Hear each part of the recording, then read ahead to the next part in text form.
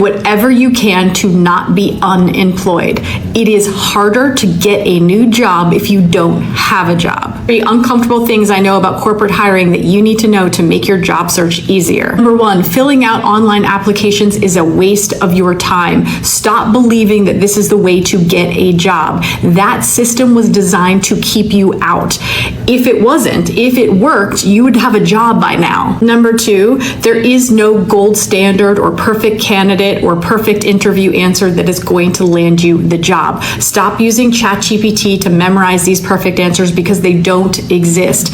Companies and hiring managers all have very different preferences. So instead, the best strategy is to be yourself. Three, this is going to be really hard to hear, but you need to hear this. I know you hate your job and you want to leave and you need a break, but do not do that. Do not quit your job until you have a new job lined up, because it is incredibly hard to get hired when you are unemployed. And I understand perhaps you were laid off and it was out of your control. But if you can control this, do not quit your job until you have a new job. Hiring managers do not want to hire people who are unemployed. Here's my story about this week. Everything that happened this week was about 8 years in the making. 7 years ago, I started conducting research and I discovered interview styles, marrying personality assessment with the best practices in interviewing. I sell it to colleges and corporations and individuals all around the world. When COVID happened, obviously everything slowed down a bit. So I took the extra time to write my book. See, I knew I always wanted to write a book, so I decided that I was going to take that extra time to finally do it. My book weaves my personal story of moving out at 15, getting into an Ivy League school at my college interview, why interviews mean so much to me, outlines the process of how I discovered interview styles. It unpacks each style in detail with client anecdotes, summary sections, graphs, the whole thing. I finished the book a year ago, and I had to learn what to do with a finished book. How do you sell a book to publisher? It took a little time to figure out. For anyone that's curious, to sell a nonfiction book, you need to have a book proposal, which is basically a business plan for a book with sample chapters. Mine is about 60, 70 pages. You then take that book proposal and send it to agents. In the publishing world, you need an agent to represent you, because you could certainly go directly to publishers, but most of the very large, very reputable publishers don't take unagented book proposals. So after writing my book and writing the book proposal, I had to find an agent. And a lot of times you get nothing back. You just get completely ignored. It's a lot like looking for a job. I sent out my book proposal in one round last year, and I had a couple agents interested, but they all told me that I would get a better book deal if I had a bigger social media following. You see, publishers don't do much marketing these days. They hope that their authors have really large platforms. So I got on TikTok in hopes to build a community so I can get my book out into the world. Now between Facebook and TikTok, I have 300,000 followers. And this week, I had meetings with 4 agents that are interested in representing me. So next week, I will have a literary agent and we will start sending. Just a little something we have here in Louisiana, a little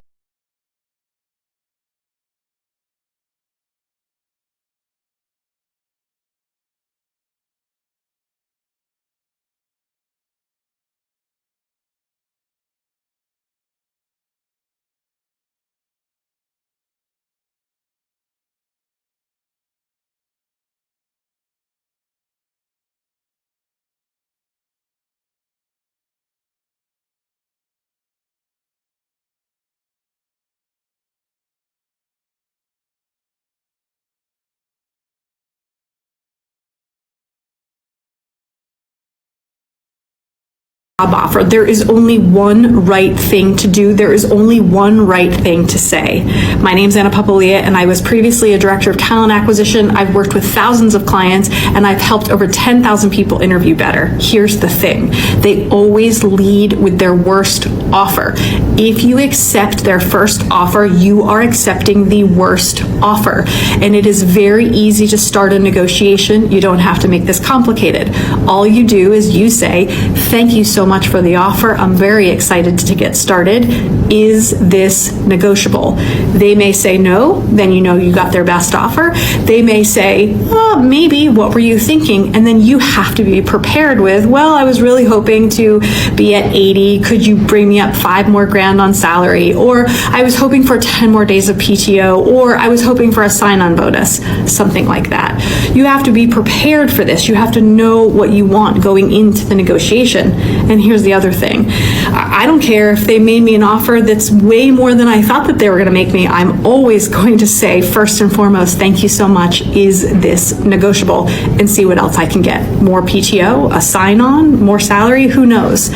For more tips on how to interview better, follow me. You can get an Interviewology profile to discover your interview style, and you can also get my book, Interviewology, The New Science of Interviewing. If you get my book, you can get a profile for 50% off. What should you wear to your next job interview? Not this, not a linen lime green suit. Well, actually, it really depends. I wouldn't wear this to a job interview. I can wear it right now because I'm making a social media post.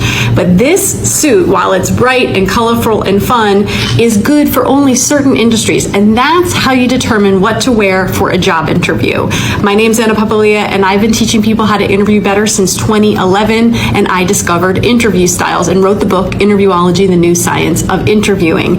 If you are interviewing for a conservative corporate position, I would not wear this. If you're interviewing for an industry that's less conservative, perhaps you're a graphic designer, or you're an architect, or you work in retail, then sure, be flashy, be fun, it's more casual. But if you're interviewing for corporate positions, wear navy or charcoal gray. I know it sounds boring, but that's what they expect. And that's what you're supposed to be doing in a job interview. Giving them and dressing the way they expect, because it's showing that you know what the expectations are of the company and the role. What you wear to a job interview has more to do with the industry and the job that you're interviewing for, and less to do with your style and what makes you feel comfortable. Capiche? For more tips on how to interview better, get an Interviewology profile to discover your interview style, and more tips on what to wear ahead of your job interview. When you receive a job offer, did you know that you should never accept the first offer? It's their worst offer. Instead, you should always say, thank you so much, is this negotiable? And did you also know that there are other things that you can negotiate other than just salary? Don't get all hung up on that salary number. There are other things, like you can ask for more PTO, you can ask for a sign-on bonus, you can ask for an annual bonus, you can ask for an increase in a bonus. Now, there are some things you cannot negotiate. You can't negotiate a 401k contribution, you can't negotiate health benefits. Now, in some states, some employers will negotiate if you say, for example, I get benefits from my husband, I don't need benefits, so can you give me a little bit more on